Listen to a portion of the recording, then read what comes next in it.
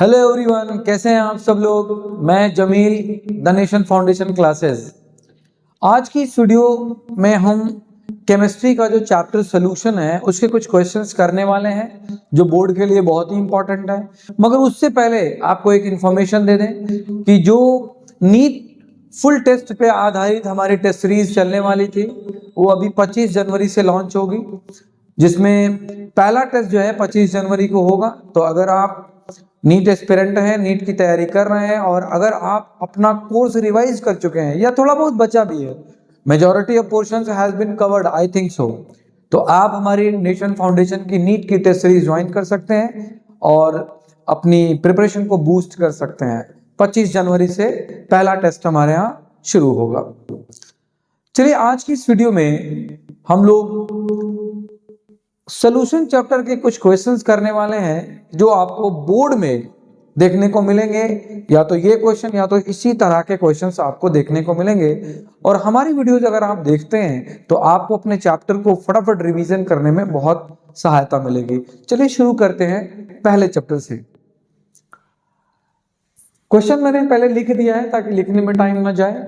Question ये है कि 96% H2SO4 ब्रैकेट में क्या दिया है, weight by weight, has relative density 1.84। कितनी है? 1.84। तो हम साइड में लिख लेते हैं इसकी डेंसिटी कितनी है, 1.84। और कितना है, 96% H2SO4 दिया हुआ है, और भी कैसा, W/W। और पूछ रहा है कैलकुलेट नॉर्मेलिटी। तो लिख ले रहे हैं क्या क्या पूछ रहा है, क्योंकि इधर हम अभी इरेज करेंगे। नॉर्मेलिटी पूछ रहा है और मोलैरिटी पूछ रहा है ना। देखिए, इस तरह के सवाल जो परसेंटेज में दिए होते हैं, W/W, volume by volume, V/W, W/V, इनसे घबराने की जरूरत नहीं है। ये सिर्फ आपको बताते हैं कि 100 ग्राम सोल्यूशन में H2SO4 कितना मौजूद है। और इसके लिए बस दो फॉर्मूले की जरूरत है। नॉर्मेलिटी और मोलैरिटी तो आपको याद ही होनी चाहिए, है ना। और एक फॉर्मूला जो बड़ा बेसिक है जिसको हम लोग पढ़ते हैं कि डेंसिटी बराबर मास बटे वॉल्यूम, यानी मास पर वॉल्यूम को ही हम लोग डेंसिटी कहते हैं। तो बहुत ही आसान सवाल है, चलिए लगाना शुरू करते हैं, ठीक है ना। तो हम इसको इरेज कर दें, डेटा हम यहाँ पे लिखे हुए हैं, क्लियर है। देखिएगा, सबसे पहली लाइन हम लोग इसमें क्या लिखेंगे, हम लोग कहेंगे कि volume of 100 gram of solution कितना होगा।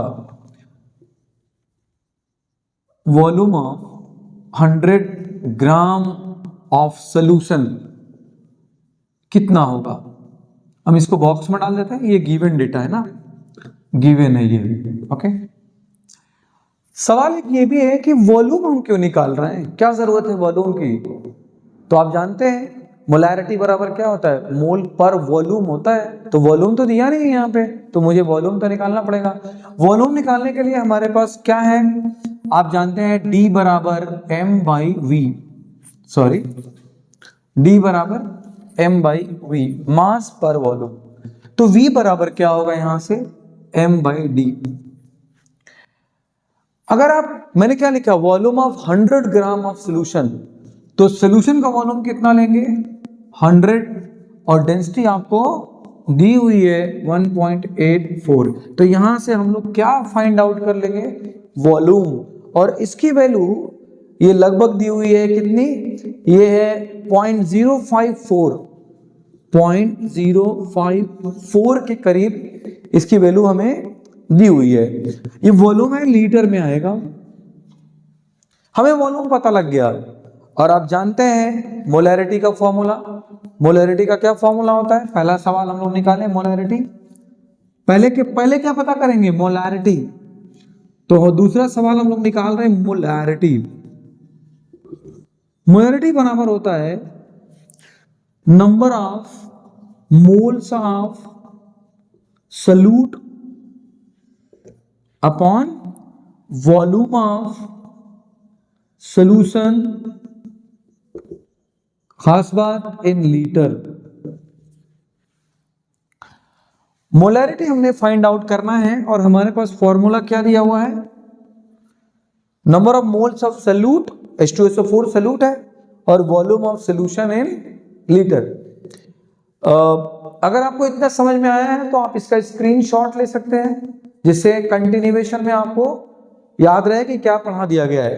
तो हम साइड हो जा रहे हैं, आप अगर चाहें तो फटाफट इसका स्क्रीनशॉट ले सकते हैं।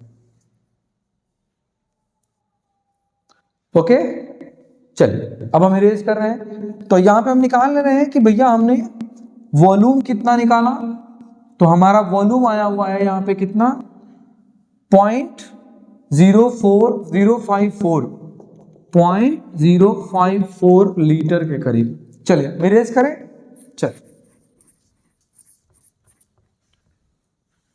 चलिए मोलैरिटी फाइंड आउट करते हैं। मोलैरिटी बराबर अभी मैंने लिखा था number of moles upon volume in litre. आप जानते हैं मोल का फॉर्मूला क्या होता है? मोल बराबर होता है molar mass upon given mass upon molar mass. तो देखिए आप जानते हैं मास कितना दिया हुआ है 96%, यानी 100 ग्राम में कितना है 96 ग्राम। तो इसको हम लोग क्या लिखेंगे, इस मोल को हम तोड़ रहे हैं। मोल बराबर होता है given mass upon molar mass या मोलिकुलर मास अपॉन वॉल्यूम। तो गिवन मास कितना है, ये मोल हो गया। गिवन मास कितना है 96। हाँ, अब अगर हम बात करें किसकी, H2SO4 के मॉलिक्यूलर मास की या मोलर मास की, तो वो भी कितना होता है 98 होता है। कैसे निकालोगे आप जानते हैं। इसको निकालने के लिए H2SO4 तो हाइड्रोजन का 2, सल्फर का 32 है और ऑक्सीजन 1 16, तो 16 चौक 64, इसको लिखेंगे तो 98 आएगा। तो ये हो गया 98 डिवाइडेड बाय वॉल्यूम कितना निकाल के हम लोग लाए अभी, ये मैंने लिखा हुआ था, ये है 0.054 लीटर के करीब।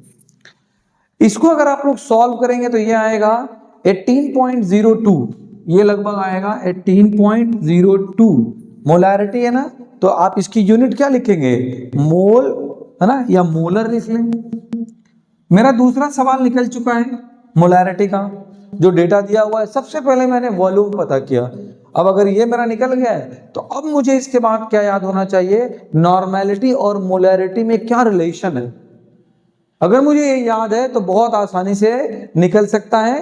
ये देखिए मोलैरिटी और नॉर्मेलिटी में जब मैं इक्वेशन लिखता हूं तो मैं लिखता हूं, देखिए रिलेशन बिटवीन